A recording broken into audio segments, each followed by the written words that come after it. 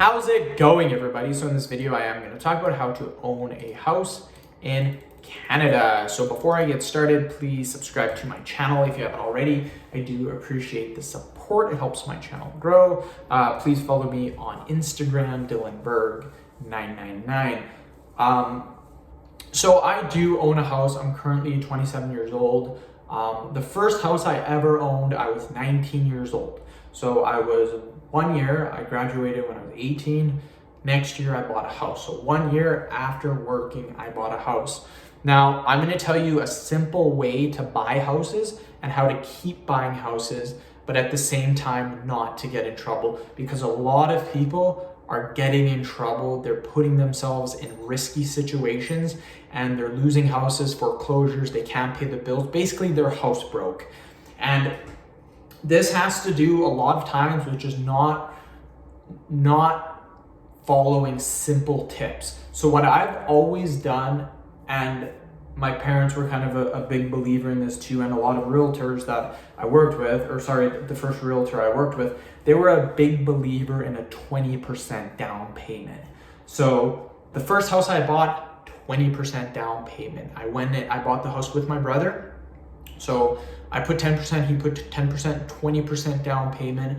Our mortgage was very affordable. It was $1,200 a month. So I paid $600, he paid $600. So that's my first tip. If you're looking to buy a house, minimum 20% down payment. The reason why I say this is because if you go under 20%, you have to do PMI, which is private mortgage insurance. What this is this is a company that you have to pay, and what it does is in case you can't afford to pay your house, that insurance company will pay the house for you.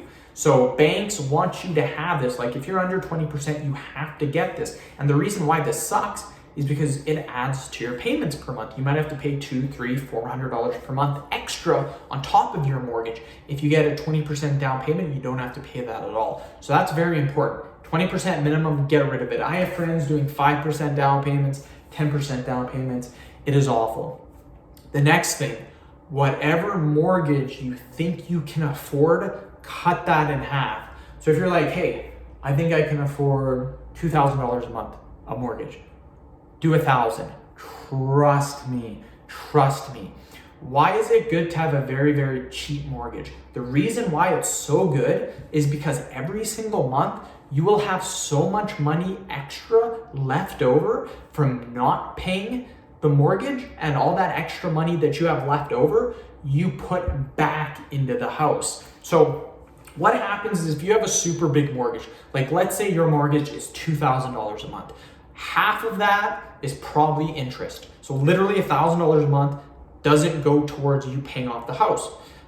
It goes towards interest. So you might be paying $2,000 a month, but that $2,000 isn't going towards your house. Let's say you have a $500 mortgage.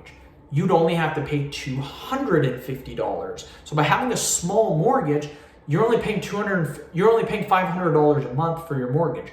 So instead of paying $2,000, that extra $1,500 you put directly against the principal and you pay it down so quick. What you can do by doing this is you can slowly start to afford more and more expensive houses with very cheap mortgages. When I first started off, I was doing first house was $290,000, then $360,000, then $450,000, now $550,000 or $600,000, and it's the exact same mortgage. The mortgage does not change. It's very, very, very, very cheap.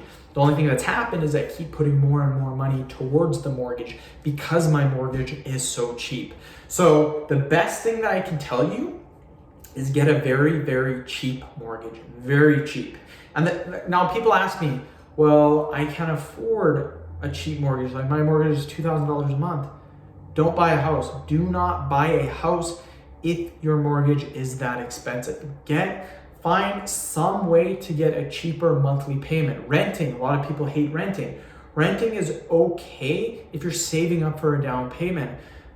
Where I live, to buy a house right now is about $500,000 for a decent house. Renting is about $1,200 a month.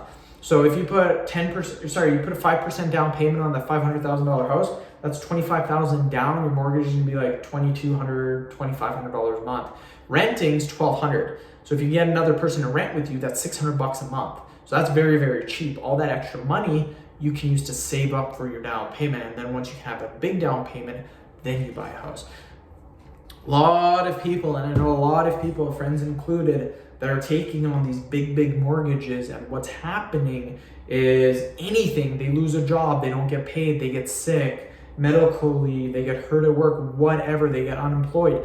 What happens is you then can't afford that house, and that's when things get tough because you need the money. With a cheap mortgage, like the mortgage I have now, very, very cheap. My wife doesn't even need to work. I can just do it myself. And even if I lost my main job, my side hustle still covers all the bills easily. So having a cheap mortgage is the best way to go about it, in my opinion. So end of video.